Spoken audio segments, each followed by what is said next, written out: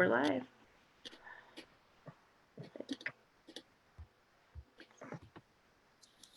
Oh my gosh, not again.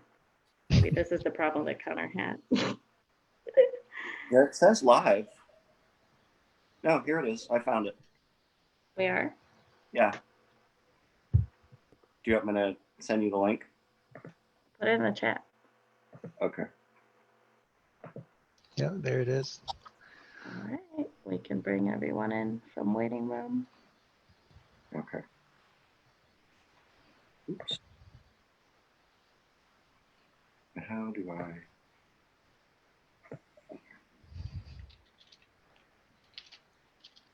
Middle.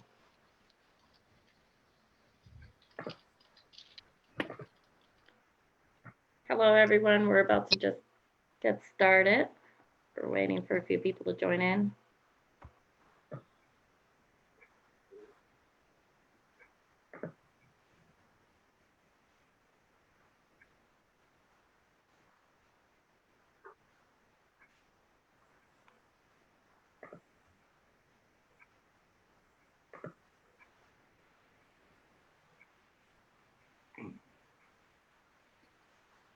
All right.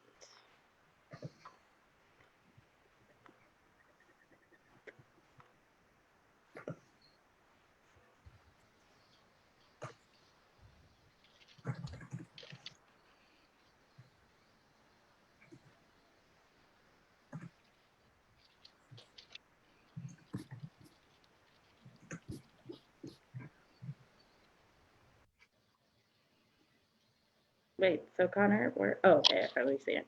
Never mind.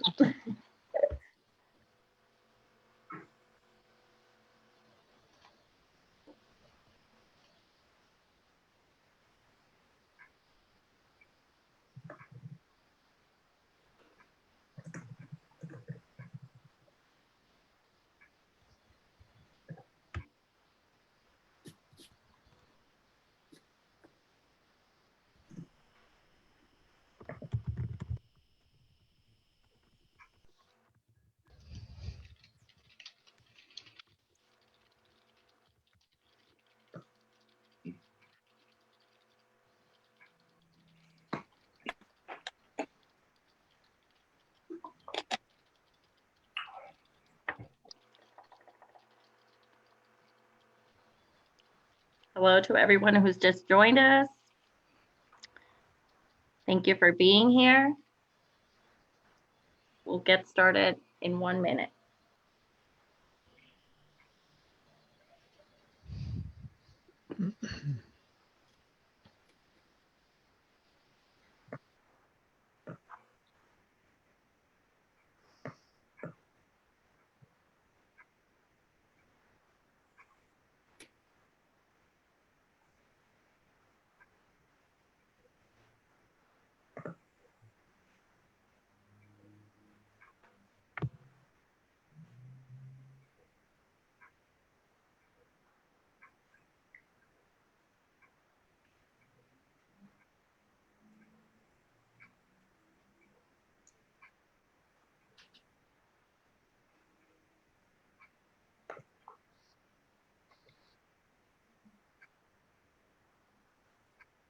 All right, welcome everyone to the South Bend Public Education Town Hall. We are so glad that you were able to join us this Sunday afternoon. We have some amazing guest speakers today and a bunch of information that we hope will get you out of a lot of you out there to vote and stay safe by doing it by mail. So without further ado, your host today, we're Revolution Michiana. This is Noelia Rodriguez. Oh wait, let me turn on my camera. I am Noelia Rodriguez. I am a lead organizer with our Revolution Michiana. With me today, hosting also is Jordan Geiger. He's a board member with our Revolution. And so we are a local chapter of the National Our Revolution, which is a 501c4 social welfare organization. Our mission is really to build a national grassroots movement of local groups that will build local progressive powerhouses so that we can win on the issue fights, elect progressive champions who will support us in that mission and transform the Democratic Party, get big money out of politics, increase transparency, expand democracy. That's really our goal. I encourage you all to visit our just launched website, www.ormichiana.org. It is a centralized space where you'll be able to access every other space that we are existing in, including in social media, our upcoming events, and learn about ways that you can get involved with what we're doing here in South Bend and Michiana. I bet. So now I'm going to pass it on to Connor Stigner. He's a Democratic voter registration deputy at St. Joseph County. He's going to walk us through some important voter information. Good afternoon, everyone. Thank you, Noelia. As Noelia introduced me, I am one of several Democratic voter registration deputies for St. Joseph County.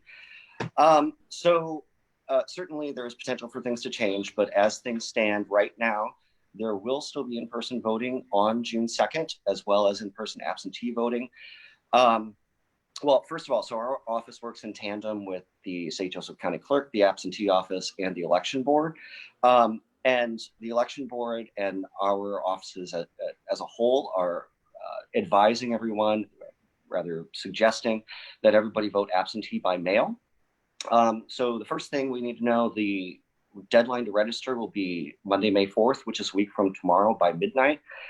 It's very simple to register online at indianavoters.gov. One small thing, if you do go that route, it will ask you for a voter identification number.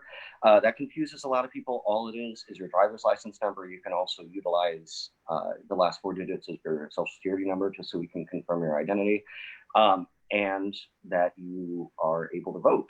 So early voting will begin the next day, a week from this Tuesday. However, you can call the absentee office anytime this week, 8 to 4:30. If you call after hours, you certainly can leave a message with your name, address, and phone number, and they will send you an absentee request form. You can also find the request form online at indianavoters.gov. Once again. So Thursday, the 21st of May is the deadline for us to receive your absentee ballot request form. That just gives us enough time to actually send you the ballot and receive it back. Yes, so if you do download the request form on your own from indianavoters.gov, you can take a picture of it after you fill it out and sign it, or scan it and email it to absenteevoting@sjcindiana.com. The absentee office will receive it. If you wanted to call their office at 235-1812, you can also request an absentee request form that way. And if you do want to check on your voter registration status, you can do so online at indianavoters.gov. You can also call our office, the voter registration office, at 235-9521. And I think that's it, unless there are any questions. Noelle? Just wanted to clarify that for this June 2nd primary, you don't have to indicate a reason for voting, for requesting an absentee ballot. So everyone can request one, just in case that wasn't mentioned. Yeah. Thank you so much. Let's move on. So as our Revolution Michiana, one of the things that we believe in is protecting the right to public education. And for that, public education to be a quality education that's available to everyone, regardless of income. So in Indiana, the right to public education is enshrined in Article 8 of the Constitution, of the Indiana Constitution, and it's further enforced by the Equal Protection Clause of the 14th Amendment of the U.S. Constitution. Really, just to give you a very general overview, because a lot of you are already familiar with what the problems are and where we are right now. Because of a decades-long attack on public education in Indiana, Currently, teachers are confronting a series of dire circumstances, among them poverty pay, decrepit school conditions, such as high class sizes, crumbling school infrastructure, punitive standardized testing, a lack of mental health services, among many others, as well as an increasingly highly impoverished student population, and as well as privatization of public education, which is further sifting out resources that are desperately needed in schools that are in a particular um, a particularly fragile state. Because of these circumstances, a lot of localities in South Bend community school corporation is no exception, have had to resort to referendums to raise local revenue to patch up the deficiencies from what is being dispersed to them. So in this June 2nd primary, South Bend residents will be getting 2 referendum questions on their ballots as well. And they will be asked to approve a one-time capital investment of $54 million to update safety and security for their schools, as well as an 8-year operational investment of $20.8 million per year. Because there's been a lot of talk about this and there's wonderful resources out there that will help you make an informed decision, I really just want to point you to what those resources are today. The first one is www.southbendvoteyes.com. I strongly encourage you to visit that website. They even have a calculator for you to be able to compare your taxes to what they would look like if the referendum were to pass. And it has a wealth of information about the proposed investments and why the funds are justified that are being requested. I also want to point you to this wonderful virtual town hall that just happened a couple days ago, hosted by Black Lives Matter South Bend. There were several South Bend Community School Board members, I'm sorry, Community School Corporation board members in attendance at that virtual town hall. And they really went down to the nitty gritty of what the stakeholders' concerns are and the details of what's being proposed. So I really encourage you to take a look at that virtual town hall to make an informed decision. And now what brings us here today is our endorsement, our support for Drew Duncan, who's running for Indiana State House of Representatives for District 6. We are very proud to endorse him, and also Our Revolution National has endorsed him as well. He is here with us today. He's a product of South Bend Public Schools. He's a Riley High School graduate. Not only has he been endorsed by us, he's been endorsed by elected city leaders, both former and current.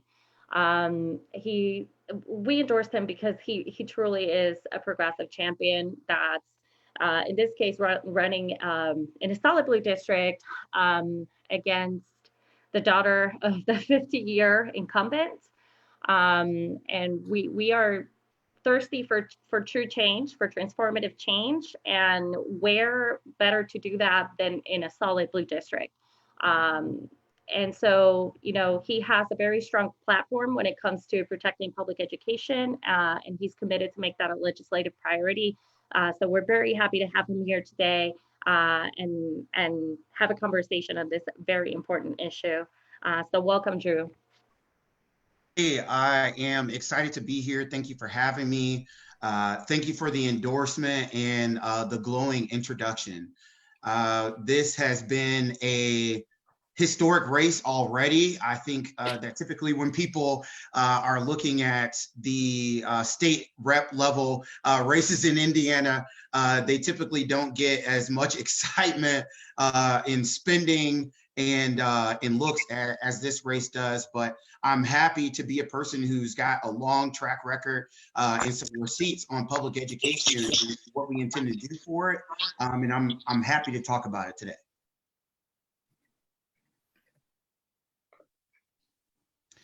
Yeah, so in the slide, we're gonna, in the slide, we're gonna talk about what we see as have identified as some of the issues with the public education. And the glaring issues as we've been combating this year and in many years has been the low teacher pay. We're seeing teachers abysmally paid as low as $30,000 to do this job that requires them to nurture Indiana's most valuable resource, and that is the future in the minds of our children. The classroom sizes. When we're talking to teachers, we're hearing classroom sizes as large as 32 students, and that's just overwhelming. There's no way that we can give quality education to all of those students. So we have to shrink those sizes, and we have to shrink those sizes not just because of that, but the workload that puts on an educator when they're in that room. And again, we're talking about quality. So again, we want to be able to have our wonderful teachers be able to touch the hearts and minds of all of our students.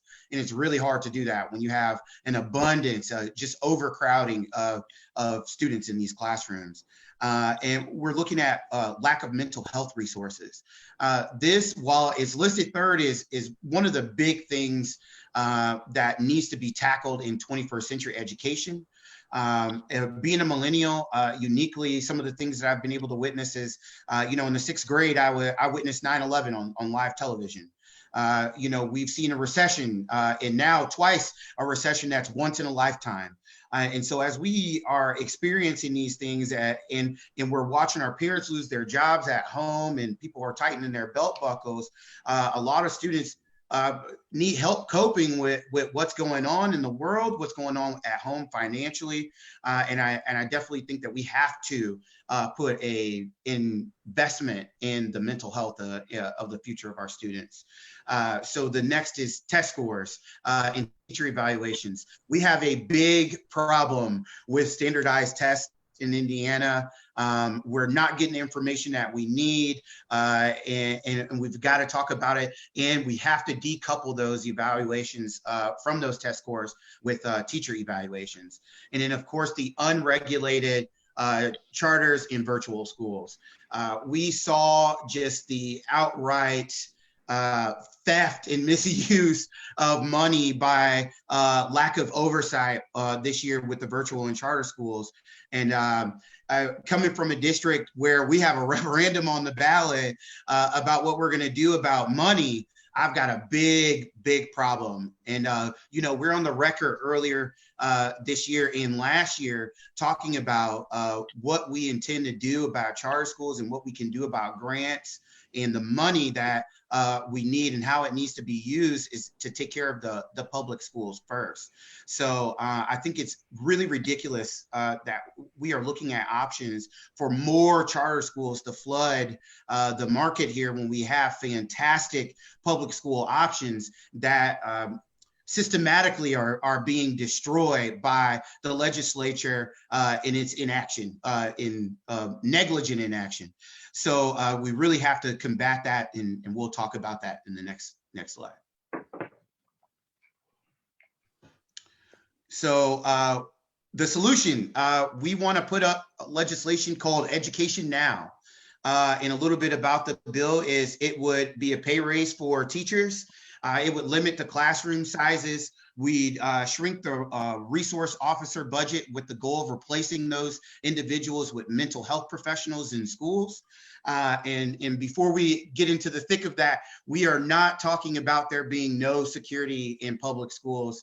A lot of these institutions provide security. What I'm talking about is resource officers that are collecting a salary, that we're looking at the data that really don't de-escalate a lot of the situations. So again, we need to take a stance and really invest in mental health versus showing people the iron fist of what education is. We're going to permanently decouple student test scores and teacher evaluations, and that would be included in the bill as well. And create guidelines for charter and virtual schools, establishing identical grading systems. And so when we're talking to a lot of the teachers here, the biggest quarrel that they have with the charter and virtual schools is they aren't graded the same. And so when people are looking at and comparing the options on where they can send their student, if you're looking at a charter school here, they'll tell you, hey, we scored a 98, but so did Riley High School. We have a fantastic public school option. Adams is one of our top schools as well. So when we're looking at that, we really have to be genuine about the information that's being brought forth to the public so that they can make informed decisions about that. And then we would raise the bus driver pay and expand bus driver benefits, along with paraprofessionals, food service workers, and custodians. So while that's not included in the slide, when we answered League of Women Voter question concerning this, what it would be, we felt it was absolutely imperative that we included everybody that works in that building, not just our educators, but the people that even right now have been sanitizing our schools and making sure that our students have meals during the pandemic. So yeah, if you want to learn more, visit our website at www.drewforindiana.com. Follow me on Twitter at DownstateDrew and find us on Facebook. We hope to hear from you as we move forward in this discussion and as we move closer to the deadline. Thank you, Drew. So now I'm going to introduce you to Regina Williams-Preston. As a public school teacher and former city councilwoman, Regina leverages political power for equity in schools, city government, and neighborhoods. She is president of the board of the Community Forum, whose campaigns recognize the intersectionality of critical social issues and helps city leaders create people-centered policy with all stakeholders at the table. Regina, thank you for being here with us today. And now I'm turning over the discussion to her. Fantastic. Thank you, Noelia, and everyone for being here today to engage in this critically important conversation. Drew, I tell you, you invite everybody to go to your website, but guess what? We're going to continue this conversation right now because I'm really excited about your vision, Education Now. It encompasses a lot of the issues, as a public school teacher and all my friends and colleagues in education. You're really hitting at some of those critical issues that we absolutely care about. So I want to ask you a few more questions about those, if we could just have this conversation. But one of the big things is, you're talking about reducing class size to, what'd you say, 15? That's incredible. We're going to raise pay and benefits for teachers, for everybody. Like, that's huge, right? Of course, it's a beautiful, big, bold vision, but how do you plan to pay for it? We don't have any money as it is. And vouchers, oh, come on. How are you gonna so part of another piece of my platform, which is really important to Education Now, is the passing and legalization of marijuana. And I think that it's important that we talk about that because when we look at neighboring states right now, they are killing us. And we've kind of went through this type of conversation with Indiana Republicans before, with like liquor sales on Sunday. And so, consistently for years and years, we have been losing tax revenue to the bordering state of Michigan, Illinois, Ohio, Kentucky, places like that, because people would just drive on Sundays to go buy their alcohol. Now, feel how you want about it, but as a person who has to represent a district, again, that has a referendum on the ballot, I would have thought that a long time ago, getting that extra day of revenue would have been important. But I say that it's important because the first thing that the right, the Republican, the GOP, and also some moderates in the Democratic Party say is, how do you pay for it? You're selling this fantasy, you tell us that you want to shrink sizes, you want to make us less efficient by giving all these benefits. How do we do it? And so, again, I'm not going to come to the floor of the State House without a solution for the things that I'm asking for. And so, along with the solution to our education problem, which is Education Now, we're going to introduce legislation to legalize marijuana. And I think that's very important because when we look at, again, states that have done this, if we're looking at size and by population, Colorado would be one that's somewhat closer to us in population size at 5.7 million people. In Indiana is roughly 15% more than that.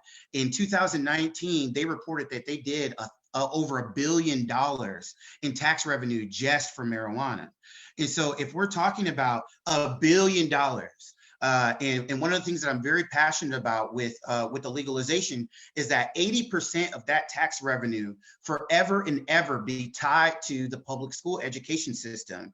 And I want to make that extremely difficult to decouple that. Because again, once we see the revenue that's going to be generated from that new industry in the state, I know that a lot of people will want to put their hands on it, but we have to put that away for the future of our state and our students. And the way that we continue to fund it, the way that we continue to be bold, in the way that we continue to show people from the middle and on the right that we can get things done, is we offer up solutions. And I think $1 billion extra revenue a year is enough to talk about teacher raises. You know what? You're right. $1 billion sounds wonderful, but you're talking about something that's been somewhat controversial here in Indiana. I mean, what if it doesn't pass? Marijuana. Yeah, so I know that a lot of the times this is the question, like, okay, hey, we're facing the reality of a supermajority. And from the moment that we stepped out in December as the first candidate and made this a contested primary, we made it clear that any Democrat running right now and telling you that they have all of the answers, all of the solutions, and that Republicans mystically are going to go work with them at the State House, they are being disingenuous. And so I understand going to the State House that it's about building coalitions. And so the coalition that you have to build around an issue like this has to be broad, and it has to touch various sectors of the state and how government operates. And so uniquely, one of the things when you look at our campaign, we've been endorsed by Joe Taylor, who put up a historic and progressive leaning education bill and got it passed, right? We supported him in his run, and he's endorsed this campaign because he says we're ready to govern. You know, when we look at yourself and Oletha Jones, who are big, humongous education advocates who have been doing the work in the city, who have been doing the work in the schools, who are on the front lines, you are collectively coming together and saying he's ready to lead. But not only is that important, but along with that coalition, it means that we have seamless communication between those three entities. From the city council, which we have active members that have endorsed our campaign on, to the school board, which we have active and serving members on that have endorsed, to the State House, which we have Joe Taylor and hopefully June 2nd, myself at the state level. So if we're talking about the things that can be done and the coalitions that need to be built, it's hard for you to deny me when I've had the conversation with all of my schools, when I have the backing of my city council, when I have the backing of my school board, and we're bringing you facts and we're going to tell you how we're going to pay for it. It is really hard for a Republican to tell the public why their students and why their children's teachers can't have more money, and why their students can't have better lunches, and why they can't have extreme focus and individualized focus in their classrooms because of what reason. And so again, when we eliminate the reason for them to tell us no, I think that that's been half the battle. And that's one of the things that we've really been losing on to the Republican Party, is they are way better at marketing than we are. And we have to be able to talk around this issue and get people and sway hearts and minds, but we also have to be realistic in the fact that negotiating has a limited power.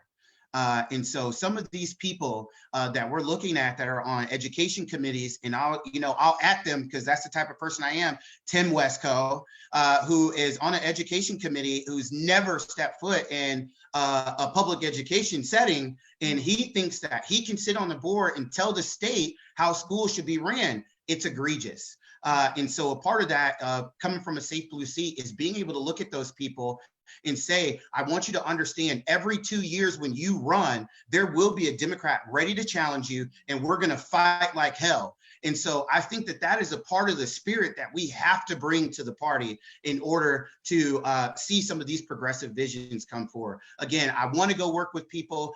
I'm a bridge builder. I built my my short political career on being a uniter, and by the coalition that we've built, you can see that. But I am also a person that says when things are immovable and there's things at stake like education, it's really time to get somebody that's ready to go knock down the walls. Right. Because what I hear you saying, you talk about broad-based coalition building. And I'm hearing things that I haven't really heard before, I think, from candidates in terms of, when I think about the State House, yeah, I see some flyers, around election time, and I see, people maybe come by and maybe knock on my door or something. Maybe I get a phone call. But then it's like, they're gone. So like, what happened? And I don't really know what's going on in between election time. But what I hear you talking about is your deep connection between people locally on school boards, in the city council level and things. And I know as a teacher, we've talked forever about the need to really organize locally and put pressure downstate. So what I'm hearing you say, you're not just waiting for people to put pressure on you, you're actually reaching out with your existing relationships to connect with people and organize at this local level to make sure we're bringing that power and that voice downstate to get what we know we need. Yeah, look, people who know me and people who I hope are watching and listening who become familiar with me, I'm a person of action. And I think if you're a politician or a person who's seeking to be a public servant and you're running right now, and every single thing that you're talking about has to be carefully polled and tested to see how the community will take it, then you really are not plugged in enough to know the plight that your community and your district is going through. And so from day one, when I decided that I was going to do this, I decided because, again, I've had conversations with people like you. I've had conversations with parents. I've had conversations with students and people on the school board, and we've even helped get people elected so that we can see that vision come through. So with me, I am very proactive. I am going to be a person that goes down and involves people in that conversation. I do think that running for a state level job, a state level to be a state representative is one of the largest job interviews that you can take in your lifetime. And so right now, a person running should be able to tell the citizens and the voters in the Hoosier State and in the 6th District, once I get to this spot, what will be my level of transparency? What will be my level of communication? Because I can tell you there was a man sitting here for 50 years and I didn't know who he was. And a lot of people don't know who he is. And so when we announce because a person that's supposed to be a fierce advocate at one point was the Speaker of the House for the Democrats here. When you look at the district and the state of the schools, you cannot tell that we have had a lion roaring in the halls of the State House. Yeah. So again, I intend to take that coalition with a big stick to Indianapolis and get it done for our teachers and our students. So you're very politically savvy. You know how to make those connections and make the connection downstate with these folks locally. But what I've also noticed, it seems like your platform around in education now seems to also connect different issues. It connects public education with other issues on your platform. Like you said, you're going to legalize marijuana. We're going to organize and make sure that happens and then use that to actually fund public schools. So you're addressing the issue of criminal justice reform. But do you notice what other parts of your platform also cross along, like living wage, issues of health, specifically mental health? And so there seems to be, can you say more about that? There seems to be a real integration of your platform around the critical social issues that impact people every single day. Yeah, so something that's very personal for me in high school, I really struggled with my coming out story, right? And so a lot of the behavior that I dealt with, I was suspended a lot in high school. If you talk to a teacher about me at Riley High School, let me tell you, I'm begging. Yeah, I'm begging for those votes, but I'm hoping they don't remember me as a student. But I was very misbehaved. And a lot of it had to do with when I went home, we were very poor. I grew up very poor. My mom was working 2 jobs. We were on Section 8. We didn't have a car. So a lot of the days I had to, walk to school because I wasn't in the district, but my mom wanted me at Riley. So it was just crazy to try to think that I could get up every single day and face the challenges of education in a system that we know isn't even properly funded to deal with students in unique situations, and go to this and operate and be normal and learn. And so as I became an adult and I have taken mental health very seriously, I know that it's very taboo, but to talk to a therapist, right? To have that conversation about childhood trauma. We understand that, especially with people of color, a lot of our trauma happens before we're even in our teen years. Mm-hmm. And so to have those services funded where they can be on site. Correct. It's not just great for the kids, but also great for the teachers, right? Absolutely. I mean, because Absolutely. the struggle that we have. Yeah. Now, you shared with us a little bit about your own background. And coming up, a child that's like maybe what you experienced growing up. There are private school advocates who say, well, you know what? It's exactly for those kids that we need to have vouchers. We need to give them access to a better education in the private school. So this has become a real issue in the state of Indiana. We're kind of the flagship state around vouchers. So the Indiana State Constitution actually says that the Common School Fund shall be appropriated to the support of common schools and no other purpose whatsoever. What do you think about using public school dollars to fund private education? Isn't it about giving kids that grew up like you just a better opportunity? Yes and no. For every student that leaves public education and goes to a charter school, we lose money.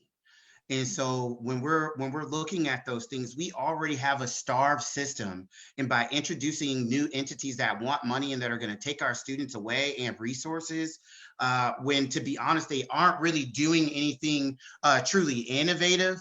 And I see a question that I'm going to address that is on the topic of this from Carl. And sorry, I'm gonna go in that. And he said, would you support truly innovative charter schools based on the idea of small community learning centers that employ research-based learning systems that are truly different from traditional schools? And so this will answer both of those things. I think the way we get around this piece in the Indiana Constitution is we say, well, we offer vouchers, and so everybody can come. Right. So we do these things so everybody can attend these schools. Right. But again, what we're not doing is it's the level of transparency. It's the level of oversight. I would not have such a big issue with charter schools if they were playing by the rules. Right. We're in a capitalist society. Right. If you want to come in and compete with the public option, do so, but do that on fair grounds. Don't do that buying buildings for $1 and then putting your school in it and then coming back around and begging the taxpayers for referendum money. If you are not financially solvent to open your education institution, then stay closed. And so I think that that's incredibly important, because when you have an educational ecosystem like the 6th district, we do not have the leeway to be playing guinea pigs with the education system here. We have over $100 million shortfall in our education budget, and we're talking about, can we give more money to charter schools? So to be very frank, until public schools are funded and protected and taken care of at a level where we do not have to worry about funding, there is no stretch of the reality that I would ever cast a vote that would give a single penny to a charter or virtual school. And also private schools, you're not for vouchers then? I am not. If you would like your child to attend a private school, then obviously pay the money for such. But I don't think that taxpayers should be taking the brunt of that, and especially when we have good public options that we could fund and really care for, that would make those options not necessary. So when you fund the public school, when you fully fund public school, you get an excellent education. That actually Yeah. makes sense. And Yes. not every child, you mentioned, you said, we come up with this legislation, things like vouchers to say every child can go, every child, well, every Look child how can't go. inclusive it is. And it's Right. not Every inclusive. child can't go to a private school and never will be able to serve all of the children. And so we must have that public school option that is fully funded. So I appreciate that. And even with your ideas and your plan to inject $1 billion into Well, funding public it'd be education, 80% of that. 80%. Yeah, Right. yeah. So let's say roughly 800 million more dollars into Mhm. public education.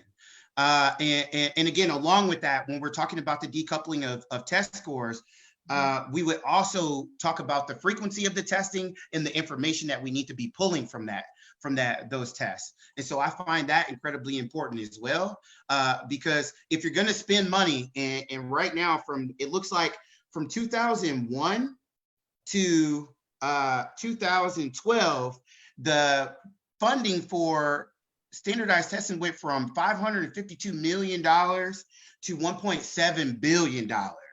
And we're going to get some figures on what they are now, but I can only imagine that it's only increased.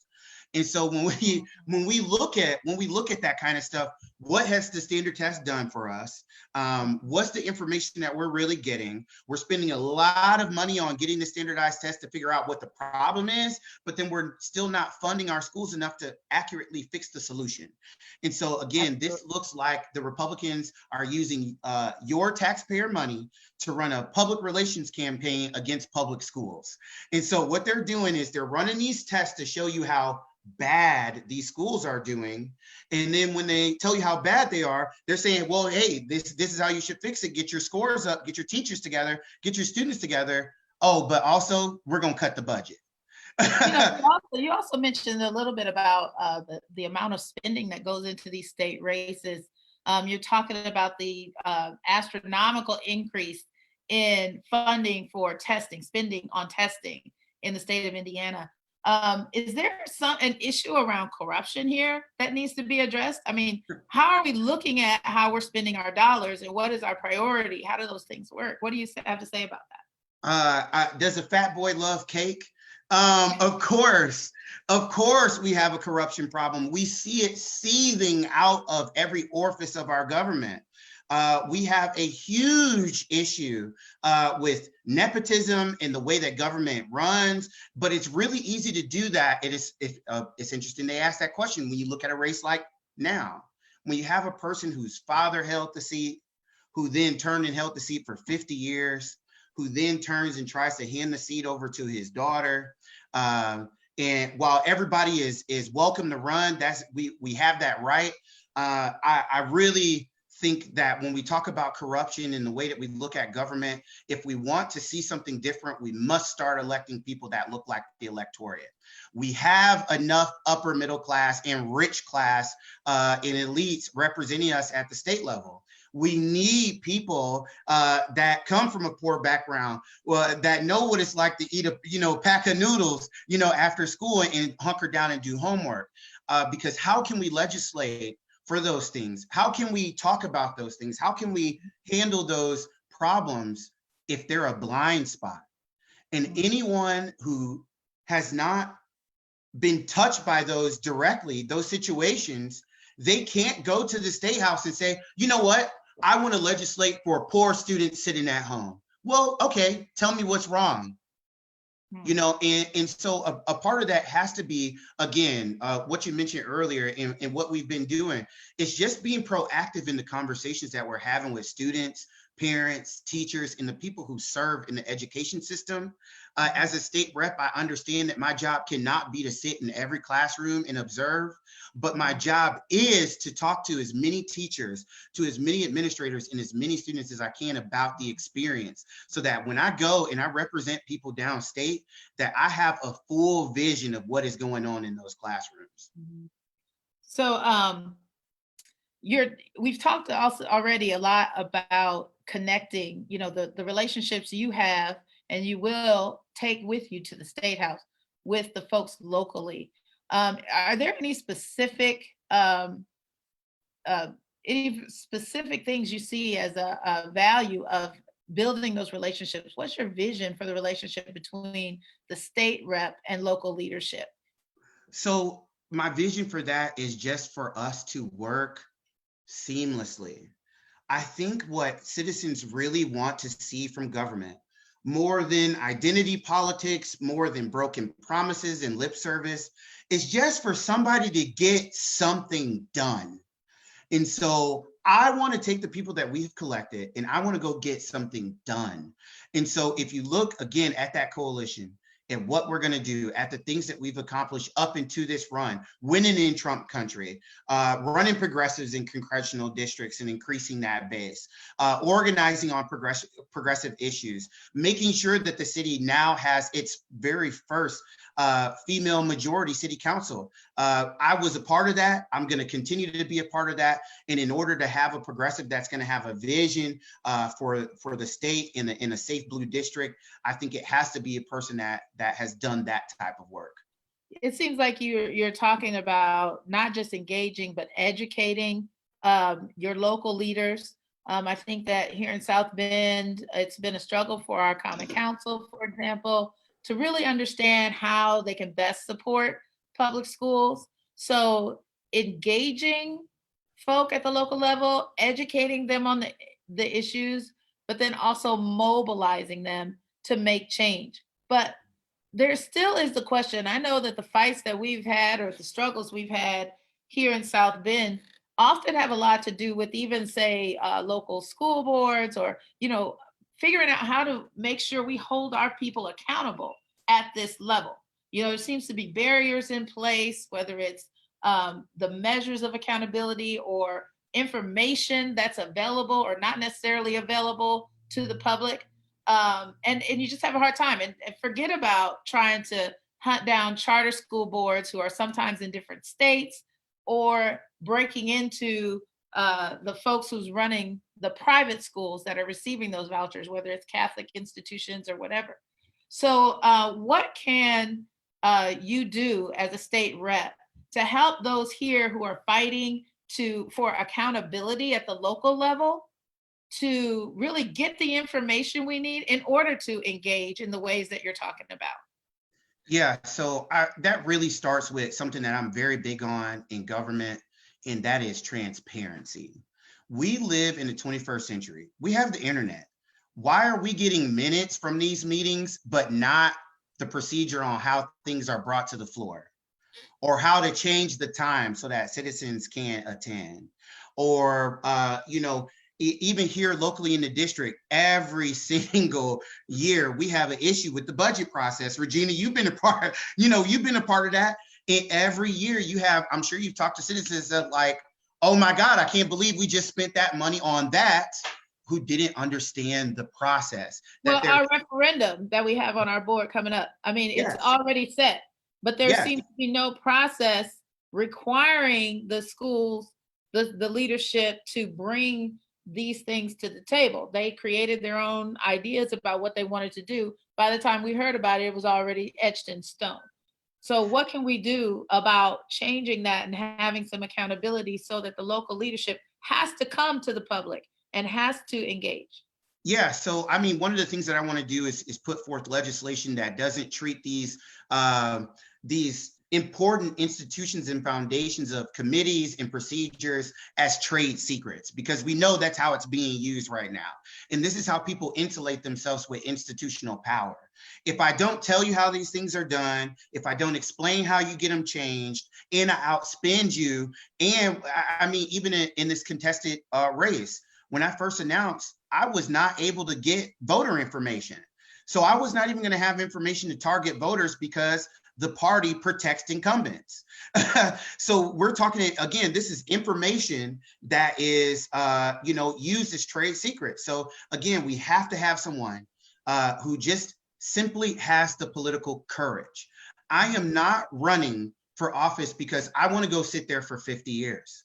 If I run, If I get these things done and in 2 years, somebody who represents a marginalized community comes along that can do a better job than me, then the electorate should let that person in. And the way that we do that is by making those resources accessible to everyone.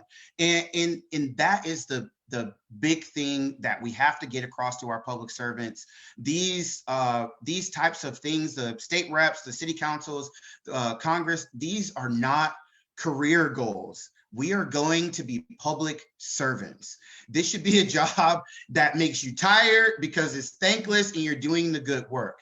If you're coming here and sitting for year upon year upon year, it is really hard for people to start separating you from the dirty, dirty word of politician and what we call public servants. And so I intend for the entirety of my breathing years to be a public servant. And I think the way that we do that is by making the process transparent, and we have to do that by giving it teeth. And it needs to be somebody elected that comes forth and says, I think these things need to be very transparent to the public. Mm-hmm. Well, what we hear a lot too with, I mean, it's good to hear about the issues and our ideas for making change. But, you know, Indiana is long known as a red state. And most people say, well, that's just the way it is. You know, we'll never be able to pass, you know, legalize marijuana. We'll never be able to do anything or shift the trajectory of explosion of charter schools and vouchers. What do you think about making a change in the way in which we see our state and being able to make that change a reality, so where we are more progressive here in the state of Indiana, that we're able to actually elect progressive leaders? Yeah, so when I've listened to that question, I have to think about everything that's happening right now. Fundamentally, to understand who I am and how I want to represent the people in this district, you have to know me. As a 31-year-old African-American male in a majority white state, in a red state, and everything about what we are doing with this run, we had been told that we can't. I did not decide to put my name on the ballot to tell citizens, to tell voters what we can't do. This campaign is always going to aim for excellence. This campaign is always going to aim for success. And if we miss it, then we've learned a lesson, we organize, and we come back stronger. One thing that I think it is so important to stress to progressives in this state, especially with what's happening at the presidential level, what's happening at the congressional level, and what we're looking at, is we have to have the spirit to stay and be weathered. We have to stay in the fight. And so while I definitely understand that these are not legislative priorities that are going to happen in 2 years, in one term, we have to understand the organizing and the coalition building that it takes to fix a problem that's been circling the drain for 20 years.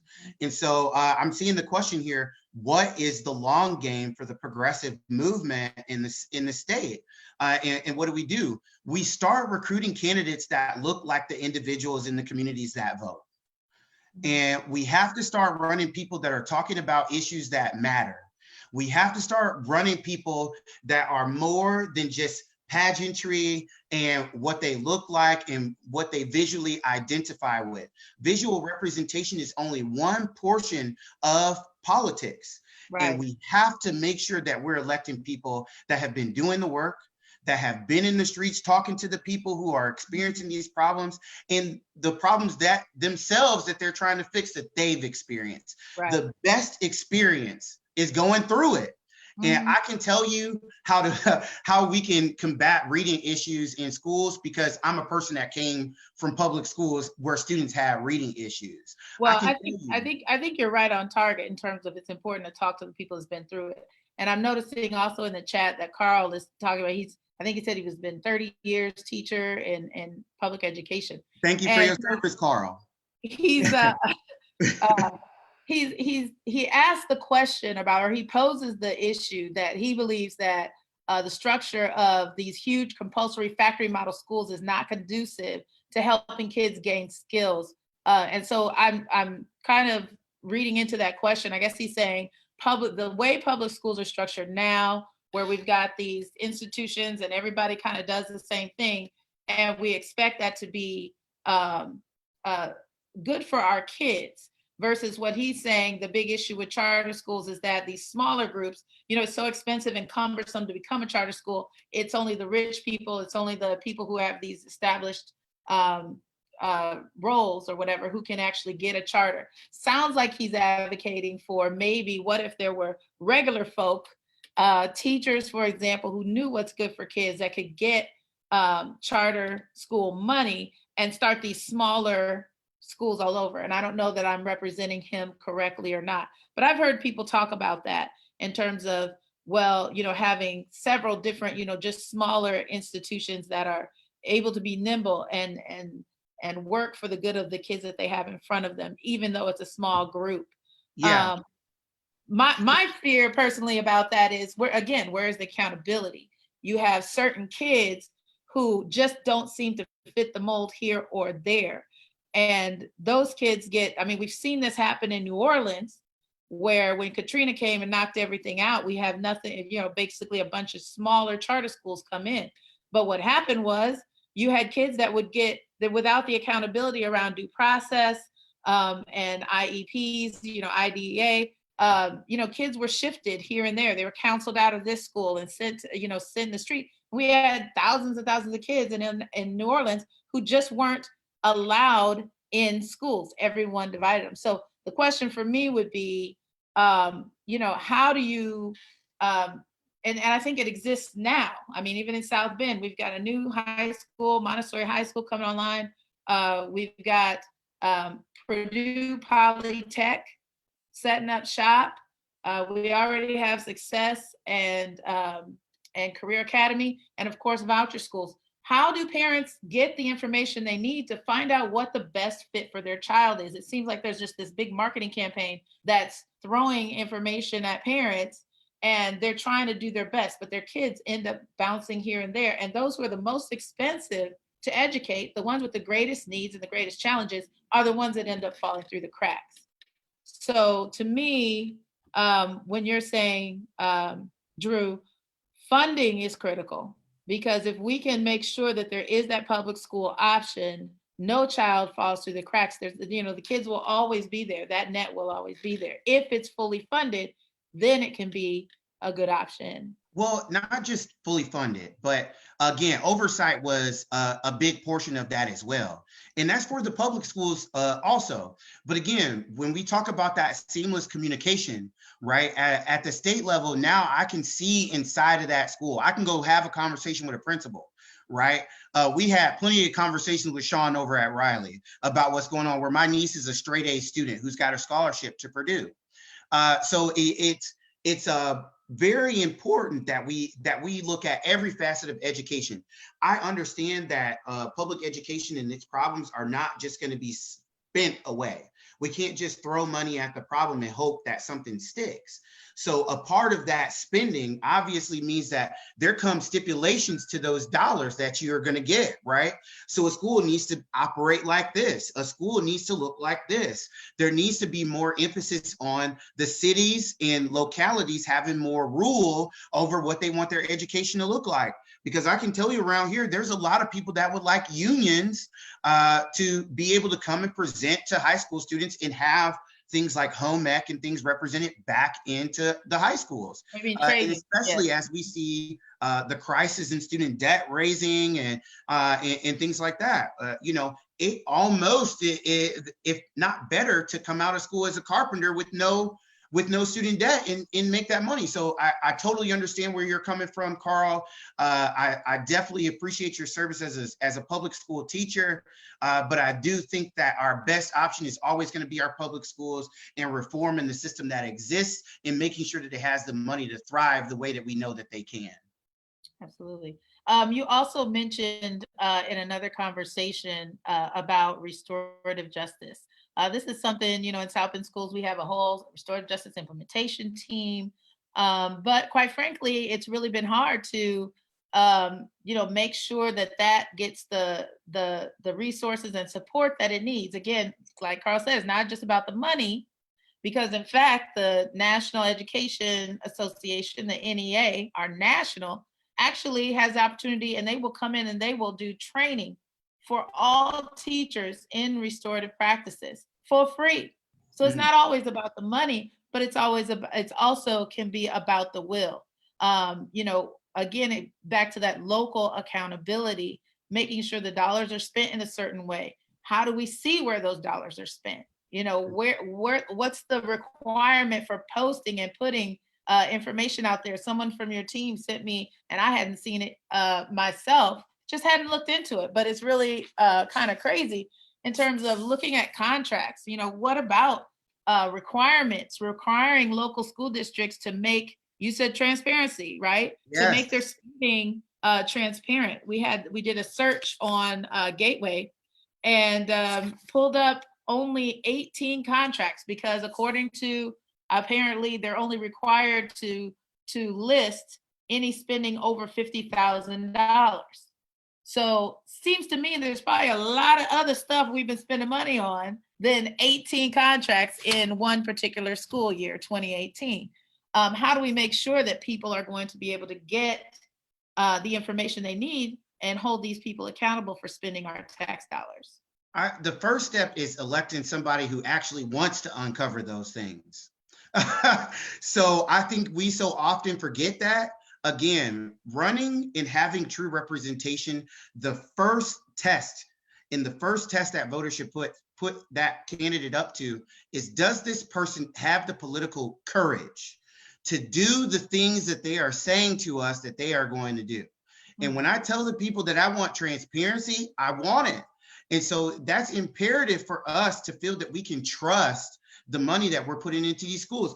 That when I talk to people about the referendum locally, right, that's happening right now, the biggest thing that they're being told is, I don't feel like I have enough information about what's going on, about oversight, about where the dollars are being spent, and you want me to raise my taxes. And so again, when you talk about, you can really get into the weeds, but again, with more transparency, that becomes an easier conversation to have with people. And so I'm sorry to interrupt, but I wanted to qualify what Regina said. I'm sorry, but I think it's even worse. I think from looking at the 18 items that we saw on Gateway, as far as contracts, it actually covers 3 fiscal years, 2016, 2017, and 2018. That's so it's even worse. Contracts for 3 years. That's all we got to see. Yeah, that's definitely problematic. And I see that, we're running up on our time here, 5 o'clock. But I just want to reiterate, Drew, one of the things I really appreciate about your platform and what you're proposing for the role of, in this particular position, is recognizing the connection between public schools, the issues with public schools, and the other issues that we're fighting for. So everyone should understand what's going on with public schools beyond just, oh yeah, there's not enough money to pay teachers. It's so much more than that. And so when you offer and you say, no, we don't just need to pay teachers, we also need to pay the other support staff a living wage. It gets to one of the critical issues, because many, I know here in South Bend, most of our teachers, there's a smaller group of teachers than there are support staff. And most of our support staff actually have their kids right here in the public schools. And so, one of the things we're concerned about is poverty. If we're actually increasing the wages of the people on the support staff as well as the certified teachers, we're actually putting more money into the homes of those children. We have concerns about parents having to work 2 and 3 jobs. Now they're going to have the ability to stay home with their kids and help with education. We're looking to be able to integrate these issues. Criminal justice reform. You talked about legalizing marijuana, decriminalizing this will bring more fathers home to be home with their kids. So we need a living wage. And again, those mental health issues, really critical, not just for kids, but also for teachers. So if we can get Education Now passed, this will be one of the few times that an American gets free mental health services. And so what better time to give that to someone is in the critical building years of when they're becoming who they're going to be as an adult.